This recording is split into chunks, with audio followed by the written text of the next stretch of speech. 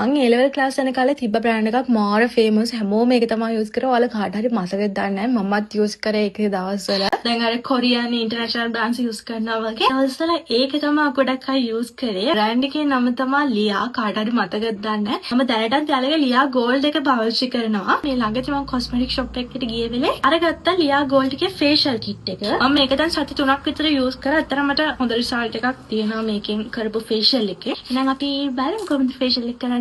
ඉස්සෙල්ලාම මම pearl cleanser එකෙන් මොන හොඳට cleanse කරගන්නවා. මේකේ හොඳ smell එකක් තියෙනවා. හැබැයි artificial fragrances නැහැ. texture එක ගැන කිව්වොත් හරිම soft gentle yet skin එක හොඳට cleanse කරනවා. ඊළඟට මම use කරන apricot scrub එක. මේකෙන් apricot scent එකක් තියෙනවා. මම හිතුවා මේක ගොඩක් harsh ඇති කියලා. නේ එහෙම නෑ. හොඳට skin එක scrub වෙලා dead skin අයින් වෙනවා. ඊළඟට මම මේ fruit fairness pack එක දාගන්න. ඒකේ rich creamy texture එකක් වගේම හොඳ smell එකක් තියෙනවා. ඒක dry වෙද්දි ටිකක් high වෙනවා. හැබැයි ඒක uncomfortable නෑ. ඒ සත ටිකේම මම මේ facial kit එක තමයි use කරේ. ඇත්තටම result එකක් තිබ්බ මට නම් යාළුවා ඉතින් නිකන් අය නෙමෙයිනේ අවුරුදු 10කට වඩා field එකේ ඉන්නයි so it makes sense. එක අයින් කරපුවම තමයි නියම glow එක ඇවිල්ලා තිබ්බේ. final step එක විදිහට මම කරන්නේ යාළුවගේ tone එක මේ විදිහට spray කරගන්න එක. ගොඩක් toners dry and sticky නේ. හැබැයි මේක එහෙම නෑ. මාර comfortable. ඔයාලටම පේනවනේ final result එකේ skin එකට හොඳ healthy glow එකක් ඇවිල්ලා skin එක හොඳට soft වෙලා තියෙනවා. I am so happy. මම try කරපු සමහර international brands එක්ක බලනකොට මෙයා facial kit එක affordable වගේම result එකකුත් තිබ්බා. සමහරවිට hype එකට ලොකු ගාණක් දීලා ගත්ත products වලින් result එකක්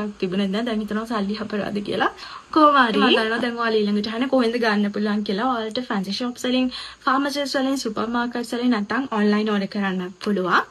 ඉතින් ඔයාලත් ලියා products ඉස්සර හරි දැන් හරි use කරලා තියෙනවා නම් දැනටම use කරනවා නම් ඔයාලගේ real ඒ කියන්නේ ඇත්ත experience එක පහලින් comment කරන් යන්න. so එහෙනම් අදට ඉච්චරයි.